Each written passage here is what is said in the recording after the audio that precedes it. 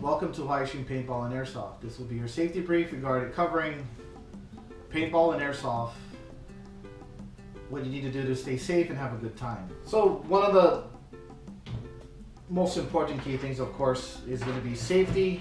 This particular case, it's going to be your eyesight. So these are examples of some paintball masks that you'll see people that buy their own, kind of look like this. And they're rentals. The referee will be inspecting your mask to make sure that the integrity is there, so no cracks in the lens, none of its built-in safety features have been altered to make sure that you're safe.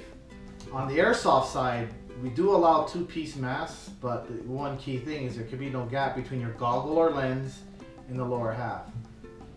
We don't allow the bottom half to be like a bandana or a cloth. It has to be mesh or plastic bottom, something hard that will actually deflect paintballs, airsoft BBs. To prevent injuries and all that issue, just no gap between your upper and lower. Your next safety feature is going to be barrel sock. We don't allow barrel plugs anymore, so barrel sock is something like, or barrel condom looks very similar. This is our rental gun. It goes in the end of your barrel and has the elastic bungee on the top. That allows you to adjust how tight it fits on your marker. For airsoft, it's a little bit different. For airsoft, you're not allowed to put in your magazine or have your gun live until you enter the field. And once you're on the field, when you exit the field, you have to drop your mag and clear your breech. So basically, the airsoft gun is you have to make sure that the breech is free of any BBs when you exit the field.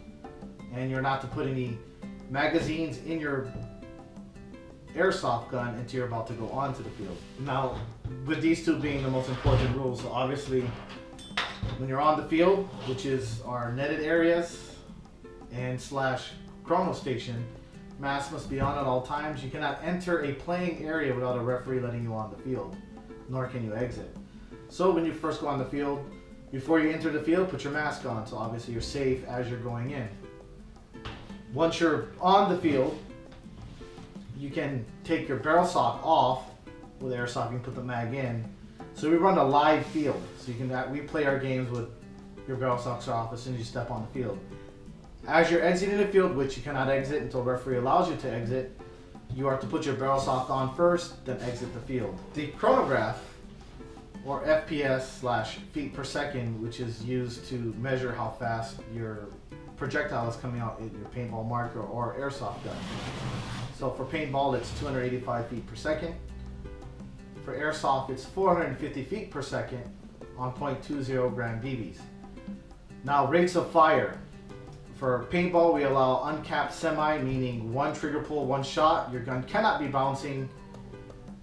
Your gun can't shoot more than one ball with a half trigger pull or anything. So it has to be a clean semi. If you want to be in what we call ramp modes, you can go in ramp modes, but your limit would be at 10.2 balls per second. On airsoft, we allow all modes of play, so full auto, ramp, single shot.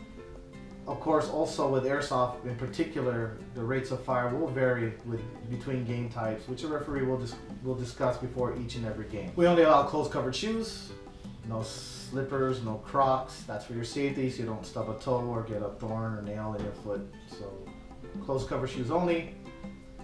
We do allow cleats, but not metal cleats, and that's not so you damage our property. We're more or less worried that you step on somebody in your metal cleats. We don't want somebody to get puncture wounds from metal cleats. On the field, you're going to see a lot of varying types of objects. We have 3 fields of play: a hyperball field, a scenario field, and a speedball field. Don't use our bunkers to stop, meaning you're running full force. We don't want you to shoulder block an inflatable bunker and get used to it, and then you get on our large field, you end up trying to stop by shoulder blocking a concrete bunker, breaking your shoulder. So don't use our bunkers to stop your movement. Also, no climbing into our bunkers. So besides the circular tube, which you're allowed to crawl through, you cannot climb on top of anything. You cannot go on our buses, our boats, our deuce and a half, or any of that. That's only once again, that is for your safety. We don't want you, for example, climbing in the bus, getting hurt. No physical contact, so no kicking, no punching, no barrel tag, no touching anybody with your particular marker. So the only contact that is to happen is the projectile coming out of your marker or the BB coming out of the airsoft gun. There's completely 100% no physical contact. Blind firing. We're going to give you a slight example. Of course, this isn't a video and I can't give you a good example, but you are to be looking at what you're shooting at all times. So yes, that's not blind firing because I'm kind of looking at what I'm shooting. This, where the gun is away from you and it's the only thing coming out of your particular bunker, reason being is you're probably shooting dead players, referees, your own teammates in the back of the head. It's just not a safe way to, so no blind firing. The referees will warn you and or give you repercussions for it. You can end up sitting out games because you're blind firing a lot. This is a family environment. With that being said, we do understand paintball and airsoft does hurt, but keep in mind, kids come out here to play, parents bring their kids here to play, so profanity is not allowed. We can understand if it slips here and there, but that's it. If you start throwing a lot of F-bombs, we're going to have to warn you and penalize you for that. Our hyperball field and our speedball field, which is the inflatable turf field, those two fields are surrender die optional, meaning you only have to give the person the option to surrender on those two fields. It's optional, you don't have to, you can just go ahead and bunker, guys. Bunkering is just running up to somebody and shooting them at point blank range. On the large field, surrender die is mandatory, so you have to give them the option. It's not optional, so you can't just run up and shoot guys. You have to warn them you're coming first. So from at least 20 feet away, you have to yell out surrender or die once, nice and clear.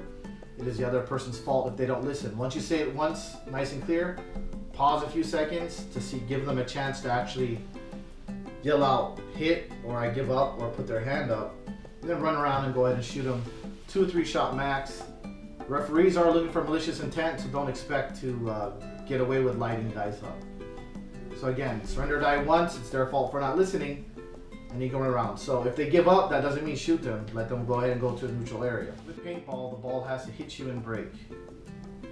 You hit on any of your equipment accounts, your mask, everything. The ball can actually bounce off the ground, ricochet, as long as the paintball actually hits and breaks on you. On the airsoft side, ricochets kind of, they do count. So if they bounce off the ground, they don't count. So if they bounce off the ground and hit you, doesn't count. Bounce off the wall and hit you doesn't count. It has to hit you directly. So ricochets and bounce shots don't count. BBs have to hit you.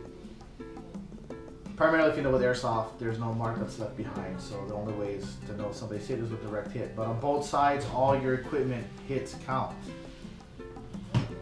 Referees will be running various game types, so they may end up later, gun hits don't count. They may even do something where you get shot in the shoulder, can't use that arm kind of thing. But general rule of thumb, wherever you hit, it counts. Referees will be looking for on paintball guys not calling the hits and wiping. There'll be various infractions depending on the severity of what you call cheating. Blatant wiping, that's a good way for you to get banned from the field. On the airsoft side, blatant taking hits and not calling a hit is a good way to get banned from the field, because all that does is aggravate other players. Grenades. Paintball, we allow paintball grenades and smoke grenades. Smoke grenades submitted to the referee for inspection to make sure that it's safe for our field. On the airsoft side, you're allowed the sound grenades, you're also allowed the smoke grenades, submit to the referee. Your typical like Thunderbeat type airsoft grenades, as long as the BBs aren't coming out faster than 450 feet per second, your best bet, just have the referee inspect your equipment to make sure that's safe to play. If anything outside of your paintball gun or airsoft marker. The hand signals that referees are going to be using. So obviously you'll see a referee point at a player like that.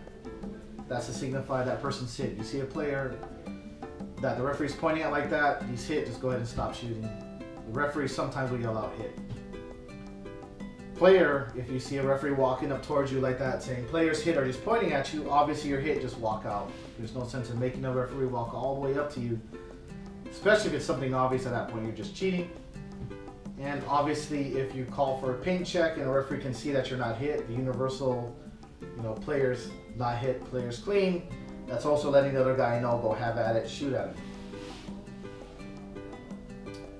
Now, referees will be doing various paint checks and following people throughout the game. So don't worry. If you have a problem with somebody you think is cheating, go ahead and point them out to the referees, and referees will veer over and pay closer attention to that area. If they do catch that person cheating, penalties and or potential bannage may happen. Cheating in any sport is heavily frowned upon, especially in paintball or airsoft. There's just no point in playing the game. So instead of getting mad and the typical "I'll just shoot the guy more," point them out to referees. We're here to help we're here to make sure that obviously all that's taken care of. You don't have to deal with cheating. So we've been pretty good about that. Let's go on to our penalties. So there's a lot of rules, and I said penalties and fractions. So any one of the rules you violate the first time,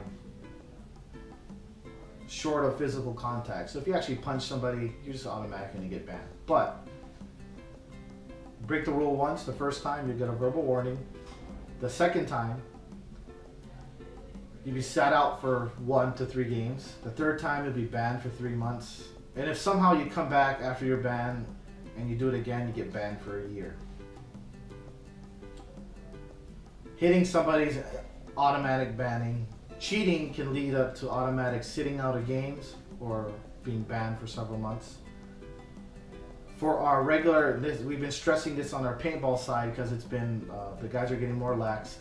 So on the veteran players / guys that are supposed to know what they're doing, been playing for a while is the best way to say it. If they lift up their mask on the playing area, in other words, on the field, they lift their mask up, they get automatically banned for 1 to 3 months. We take your safety very seriously, and the veteran players are tended to be, the new guys can look up to them, they see a veteran guy do it, they start monkey see, monkey do, they start mimicking what the veteran guys do. So we do heavily enforce those type of house rules, our rules on them. So these are our rules for live stream paintball. If you have any questions, obviously ask a referee. At all times, you're here to make sure you have fun.